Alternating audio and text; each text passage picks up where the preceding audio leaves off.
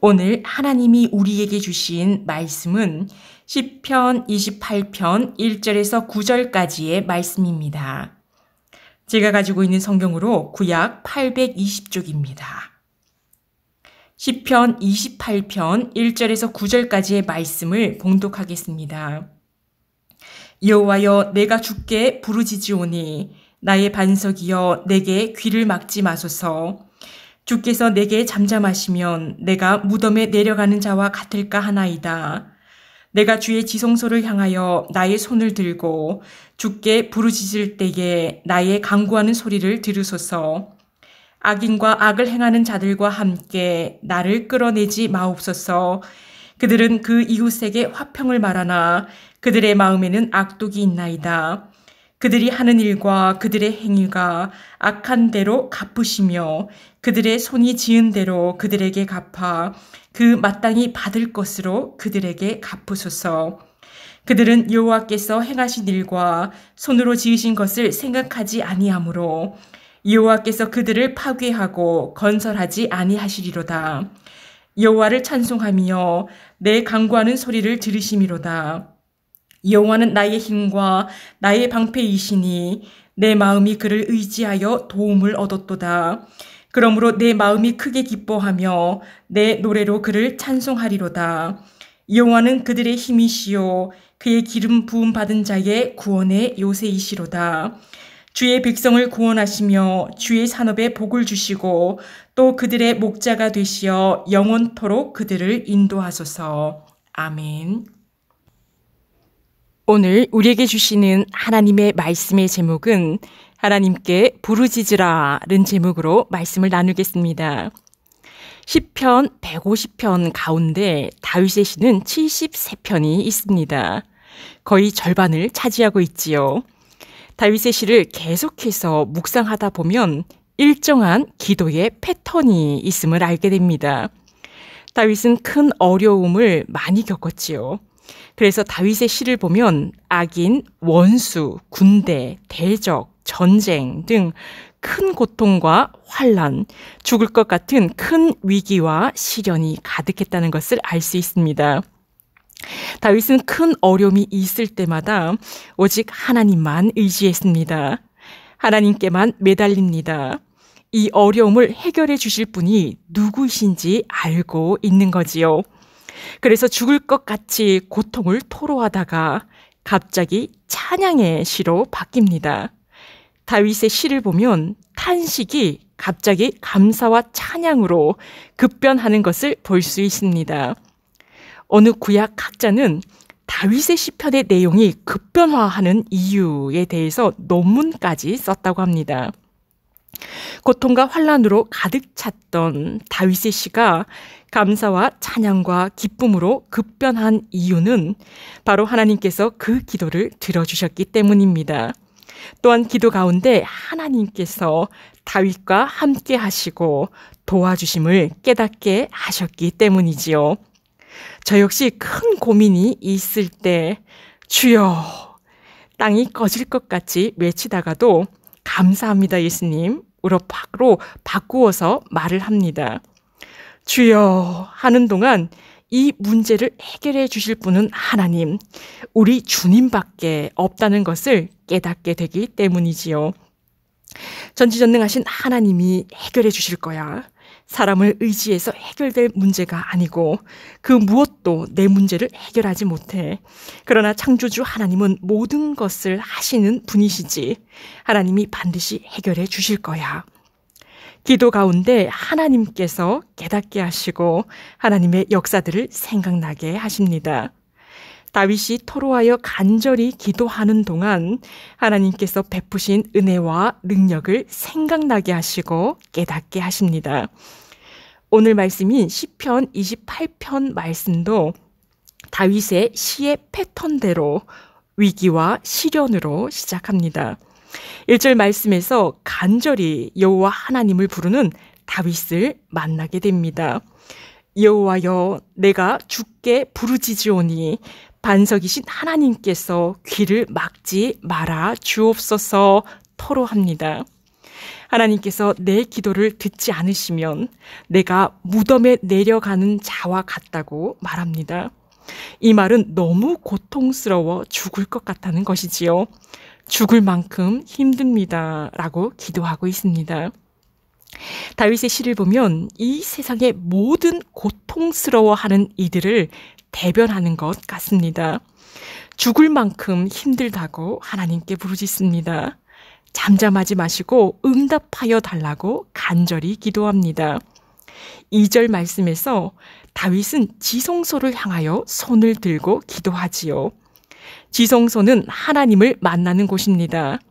지성소를 향하여 손을 들고 기도한다는 것은 하나님이 계신 곳을 향하여 오직 하나님만 바라보며 간절히 기도한다는 것입니다. 3절 말씀에 다윗 주변에 악인들이 있습니다.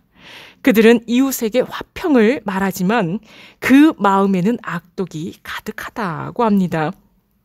많은 학자들이 28편의 시는 다윗의 아들 압살롬이 반역했을 때 고통 가운데 쓴 시라고 보고 있습니다.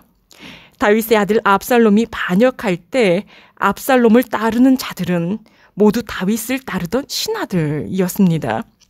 다윗을 따르던 자들이 이제 다윗을 반대하고 다윗을 죽이고자 하는 자리에 서 있는 것입니다.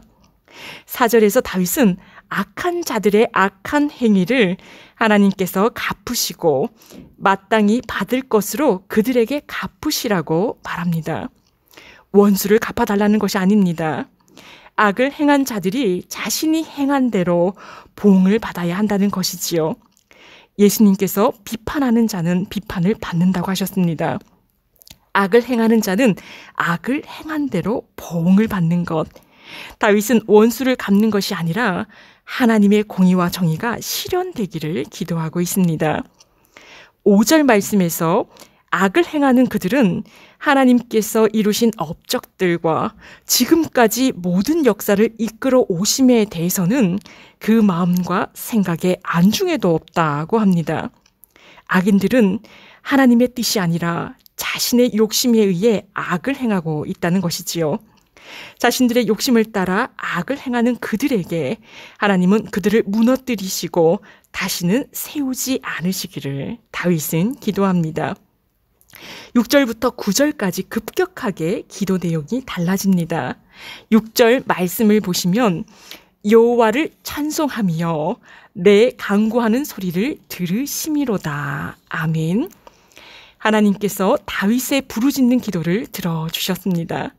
고통스러워 죽을 것 같은 마음으로 하나님께 부르짖으며 잠잠하지 말고 응답하여 주시기를 간절히 기도했는데 하나님께서 다윗의 기도에 응답하여 주셨습니다. 우리도 우리가 지나온 날들을 뒤돌아보면 하나님께서 우리의 기도에 응답해 주신 일들이 참 많았다는 것을 알게 됩니다. 그런데 10명의 나병 환자 중에서 모두가 치유되었지만 단 한 명만 돌아와서 예수님께 감사드렸지요. 우리는 어떻습니까? 예수님께 돌아와 감사드린 그 한 명이 아니라 기도에 응답받고 기쁨에 취해서 제갈 길로 가버린 그 9명의 모습이 바로 우리의 모습은 아닌지 돌아보게 됩니다. 다윗의 시가 고통과 시련에 대해 기도했다가 급격히 찬양과 감사와 기쁨으로 바뀌는 패턴이지만 이 얼마나 정직한 모습입니까? 죽을 것 같이 부르짖어 기도했고 하나님께서 그 기도에 응답하여 주셔서 기뻐하며 하나님께 찬양하는 모습을 보면서 나는 하나님께서 그 수많은 어려움에 대해서 또 수많은 기도 제목에 대해서 기도했을 때 해결해 주시고 응답하여 주셨는데 얼마나 하나님께 감사를 드렸는지 응답해 주시는 하나님, 그 응답의 내용들, 해결해 주신 기도 제목들을 기억하고 있습니까? 해결받은 것, 응답받은 것은 이미 오래전에 잊어버리고 새로운 기도 제목, 새로운 어려움을 위해 기도하고 있는 것이 지금 우리의 모습입니다. 7절 말씀에서 다윗은 크게 기뻐하지요. 여호와는 나의 힘, 나의 방패이시니 내 마음이 그를 의지하여 도움을 얻었도다. 그러므로 내 마음이 크게 기뻐하며 내 노래로 그를 찬송하리로다. 아멘. 우리의 기도가 응답받을 때마다 다윗의 시가 떠오르며 같은 마음으로 기뻐하기를 바랍니다. 여호와 하나님은 나의 힘이시요 악에서 또 어려움에서 막아주시는 방패이십니다. 하나님을 의지하였더니 하나님께 도움을 받았습니다. 응답하시는 하나님께 다윗처럼 크게 기뻐하며 하나님을 찬송하기를 바랍니다. 8절과 오늘의 마지막 말씀인 9절 말씀에서 다윗은 자신만 기도에 응답받는 것으로 그치지 않고 이스라엘을 위해 중보기도합니다. 여호와는 이스라엘의 힘이시요 구원의 힘, 구원의 요새시라고 기도합니다. 기도가 성숙되면 자기 자신만을 위해 기도하지 않습니다. 기도의 지경이 넓어집니다. 제가 목사 안수 받기 전 40일 동안 저녁 금식 기도를 할 때에 하나님께서 제게 자신만을 위해 기도하지 말고 자신을 위해 기도하듯 성도들을 위해 기도하라는 말씀을 주셨습니다. 그래서 내가 아프면 온 성도들이 아프지 않기를 기도하고 내가 물질이 없으면 온 성도들이 물질에 어려움이 없도록 기도하고 내 마음에 소원이 있으면 성도들의 마음의 소원도 응답하여 주시기를 기도합니다. 하나님께서 기도 가운데 내 자신만을 위한 기도에서 지경을 넓혀 주십니다. 끊임없이 하나님을 향하고 기도하는 다윗의 기도를 보면 자기 자신뿐만 아니라 이스라엘 전체를 위해 기도합니다. 9절에서 다윗의 기도, 이스라엘 백성들을 위한 중보 기도가 우리의 기도가 되기를 바랍니다. 주의 백성을 구원하시며 주의 산업에 복을 주시고 또 그들의 목자가 되시어 영원토록 그들을 인도하소서. 아멘. 하나님께서 우리의 목자 되십니다. 하나님께서 나의 목자가 되십니다. 목자는 양들의 이름을 압니다. 이름을 안다는 것은 양들의 특징을 안다는 것이지요. 일란성 쌍둥이를 구별하려면 얼굴에 점이 있는지, 조금이라도 키 차이가 있는지, 다른 특징이 있는지를 알아야 구별해서 이름을 부를 수 있습니다. 목자가 똑같이 하얀 양들의 이름을 어떻게 구별해서 부르겠습니까? 양들의 이름을 부를 수 있는 것은 양들마다의 특징을 알기 때문입니다. 나보다 나를 더 잘 아시는 분이 하나님이십니다. 하나님이 목자 되신다는 것은 바른 길로도 인도하실 뿐만 아니라 목자 되시는 하나님은 내 이름을 아십니다. 내가 어떻게 살아왔고 내가 무엇을 원하며 어떤 마음의 상처가 있고 어떤 어려움이 있었고 있는지 이 세상 그 누구보다도 잘 아시는 분이 하나님이십니다. 말씀을 맺겠습니다. 사랑하는 성도 여러분, 오늘 시편 28편의 말씀을 통해서 우리에게 부르짖어 기도하라는 말씀을 주십니다. 하나님의 응답하심을 잊지 말고 기억하여 기뻐하며 감사하라는 말씀을 주십니다. 그리고 기도가 성숙된 사람은 자기 자신만을 위해 기도하는 것이 아니라 기도의 지경을 넓혀 우리 서로를 위해 하나님의 백성들을 위해서 중보 기도하라고 하십니다. 가장 중요한 것은 부르짖어 기도하는 우리의 기도를 하나님께서 듣고 계신다는 것입니다. 하나님께서 잠잠히 계신다 해도 하나님은 귀를 막으시는 분이 아니십니다. 하나님은 우리의 목자 되십니다. 목자는 내 이름을 아시고 나의 모든 상황과 형편을 아십니다. 하나님께 부르짖어 기도합시다. 기도하시겠습니다. 사랑의 하나님, 하나님은 우리의 참 목자 되십니다. 우리의 이름을 아시고 우리의 모든 형편을 아셔서 우리가 하나님께 부르짖을 때마다 응답하여 주시는 하나님께 감사드립니다. 고통스럽고 죽을 만큼 힘들 때 하나님께 엎드려 기도하여 하나님께서 해결해 주시면 잠시 감사드리고 그새 잊어버리는 우리들입니다.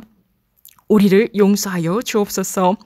다윗과 같이 하나님의 은혜에 기뻐하며 감사의 찬양을 드리는 우리 모두가 되게 하옵소서. 우리가 기도할 때 내 자신만을 위해 기도하는 것이 아니라 기도의 지경을 넓혀 서로를 위해 중보기도하게 하시고 하나님의 나라와 하나님의 백성들을 위해 기도하는 우리가 되게 하옵소서. 오늘도 하나님 앞에 엎드려 부르짖고 간절한 마음으로 기도하는 성도들이 있습니다. 하나님께서 내 이름을 아시고 모든 형편을 아시오니 기도 제목에 응답하여 주옵소서. 교회의 다음 세대들의 여름 성경학교, 여름 수련회와 하나님의 영광을 위한 여러 가지 모든 사역들이 있습니다. 하나님께서 친히 이끌어 주옵시고 놀라운 사랑과 은혜가 충만하게 하옵소서. 이 모든 말씀 우리 주 예수 그리스도의 이름으로 기도합니다. 아멘. 생명의 말씀으로 나를 채우사 주의 길 예비케 하소서. 성령의 능력으로 기름 부으사 진리를 선포하게 하소서.